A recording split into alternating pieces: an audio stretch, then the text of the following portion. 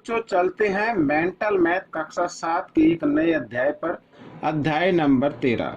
और यहाँ पर हम करने वाले घात और घातांक। ठीक है बच्चों, बहुत ही ज़्यादा इम्पोर्टेंट है।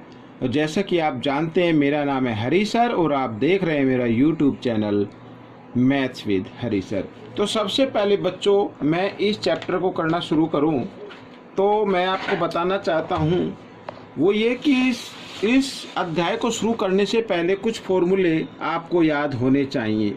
जैसे यहाँ पर नंबर 1 में फॉर्मूला लिखता हूँ। मान लीजिए यहाँ पर x की घात, ये x, ठीक है ये x क्या है, आधार, और ये क्या है, घात है, x की घात m, और बीच में गुणा का निशान, और फिर x की घात n। कहने का मतलब ये है कि अगर आधार एक जैसे हों, बीच में गुणा का निशान हो, तो उनकी घातें एक आधार लेके उनकी घातों को हम क्या कर देते हैं, जमा कर देते हैं। ठीक है, एक तो ये फॉर्मूला आपको याद रखना है। दूसरा, अगर यहाँ पर मान लीजिए आधार एक जैसे हैं, ठीक है, बीच में भाग का निशान है, और तब क्या होगा, तो इनकी घातें क्या हो जाएंगी, एक आधार लेना है। अगर भाग का निशान है तो घातें घट जाती हैं। इस तरीके से घातों को घटा देते हैं।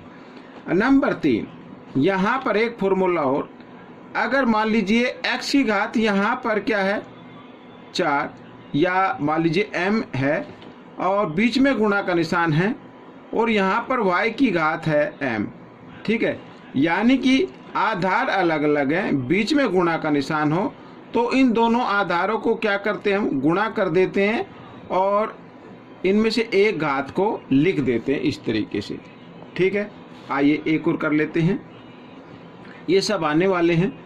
तो x की घात, अगर एक घात इनसाइड में हो, फिर ब्रैकेट हो और फिर बाहर हो, तो इस कंडीशन में घातें क्या हो जाती हैं, गुणा हो जाती हैं बच्चों, यहाँ पर इस तरीके से। ठीक है, आइए अगले फॉर्मूले पे चलते हैं, नंबर 5 पर।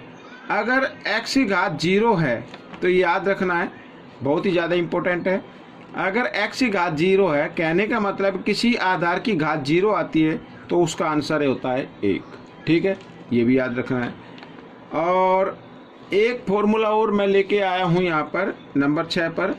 अगर मान लीजिए यहाँ पर घटा 1, ठीक है, यहाँ पर घटा 1 आधार के रूप में घटा 1 है, और जो यहाँ पर घात है वो है सम संख्या, कोई भी सम संख्या, जैसे 2, 4, 6, 8। अगर घात इस रूप में है, 2 है, 4 है, 6 है, 8 है, तो उसका उत्तर हमेशा जमा में आएगा, यानी 1 आएगा जमा का। ठीक है, अगर यहाँ पर घटा 1 दिया हुआ है तब।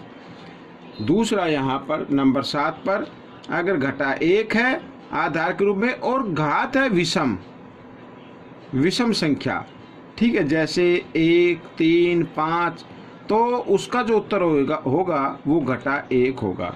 अब यहाँ पर घटा 1 भी हो सकता है, और भी कोई नंबर आ सकता है। अगर और कोई नंबर आता है तो जमा में उत्तर आएगा। अगर यहाँ पर भी और कोई नंबर आता है, जैसे 2, 3, 4 ऐसे आते हैं, और घात विषम है, यानी घटा में होने चाहिए आधार, ये मैं साफ कर देता हूँ, आधार घटा में होने चाहिए, तो उसका उत्तर घटा में आएगा। जैसे मान लीजिए घटा 2 की घात 3। ठीक है, अब क्योंकि आधार घटा में है, घात विषम संख्या, तो इसका जो भी उत्तर आएगा वो घटा में आएगा। अगर यहाँ पर है घटा 4 और यहाँ पर लिखा है 6, ठीक है, अब इसका जो भी उत्तर आएगा वो जमा में आएगा। इस तरीके की मैं बातें कर रहा हूँ, समझ में आ गया। अब बच्चों, ये हैं कुछ फॉर्मूले। आगे अगर और कोई फॉर्मूले आते हैं तो उसको मैं साथ के साथ बताऊंगा, और मैं आपसे रिक्वेस्ट करूंगा प्लीज़ आप इन फॉर्मूलों को याद करें चैप्टर को शुरू करने से पहले। और एक बात और, जिन बच्चों को मेंटल मैथ चाहिए वो मेरे डिस्क्रिप्शन बॉक्स में जाकर मेंटल मैथ के पर लिंक कर जो दिया हुआ मैंने उस पर क्लिक करके वहाँ से घर बैठे मेंटल मैथ परचेज कर सकते हैं। तीसरा, जिन बच्चों ने मेरे चैनल को सब्सक्राइब नहीं किया है, प्लीज़ वो मेरे चैनल को सब्सक्राइब कर दे। साथ ही अगर आप चाहते हैं कि ये वीडियो ज़्यादा से ज़्यादा बच्चों तक पहुँचे तो लाइक ज़रूर कीजिए बच्चों।